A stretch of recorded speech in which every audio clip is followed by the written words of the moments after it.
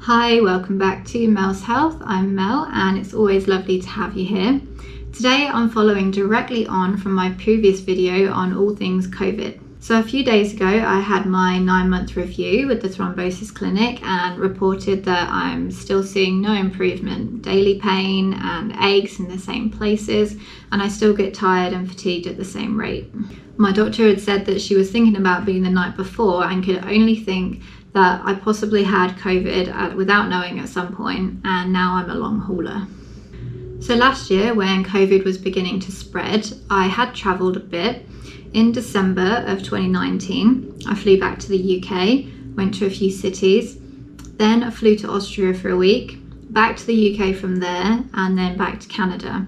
I did get sick, but it was that usual kind of jet lag, very tired, kind of colds from just traveling a lot and being busy.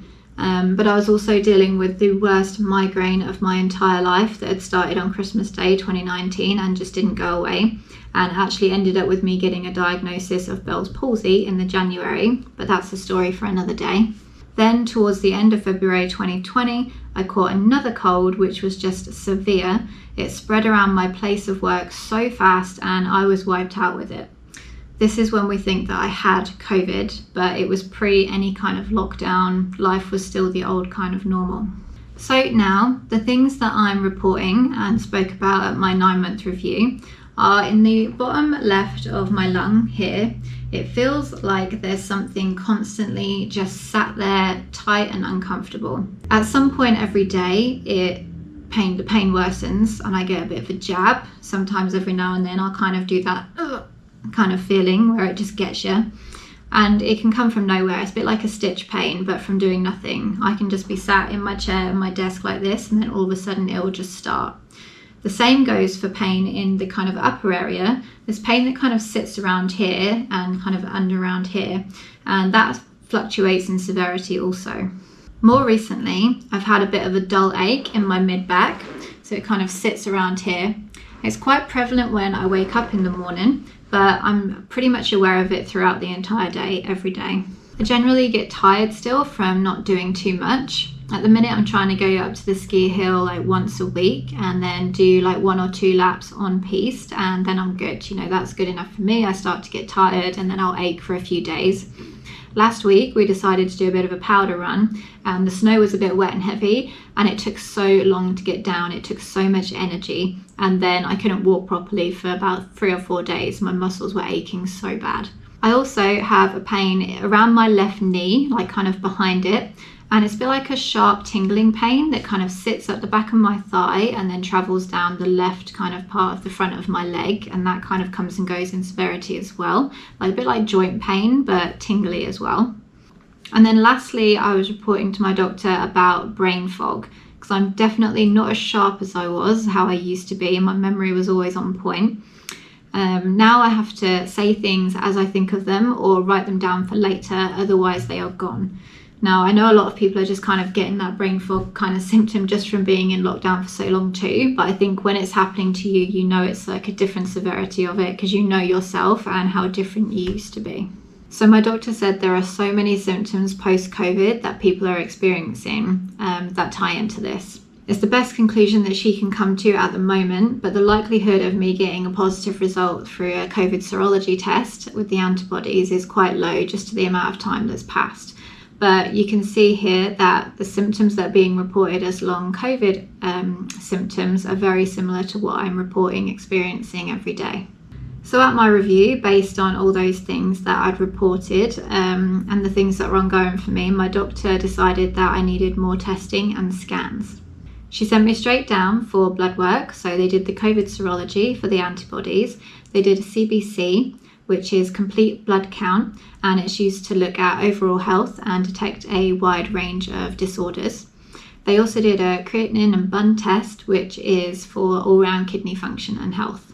So I'm currently waiting on the results of those. She also referred me to have another CT with contrast dye again, which is the scan I had back in May when I was first diagnosed. She chose that over another VQ scan, which is the one I had in November at my 6-month review, which is in nuclear medicine.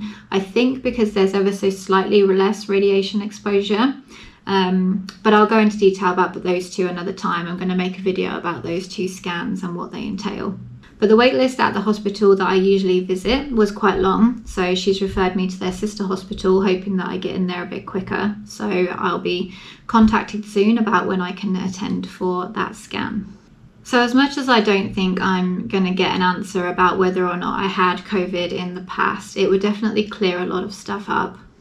I mentioned in my previous video that at the appointment on Thursday, my fiance asked the doctor, "What if COVID didn't exist? How often have you seen a patient like Mel?"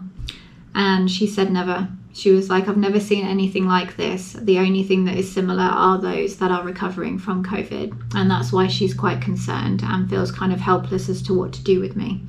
She said that the science just hasn't caught up yet and they're all just constantly trying to learn. So the results of these tests will obviously define what is next in my treatment plan. But for now, I'm just carrying on as usual. I'm still having weekly blood tests to get my INR level because I take warfarin. You can check out a previous video all about blood thinners after this if you want more information on that. This week I managed a result of 2.4, which is great. It's the highest it's ever been and I'm in the therapeutic range. Last week it was only 1.7. So now I'm taking 10 ml every day except Saturdays where I take 15 ml.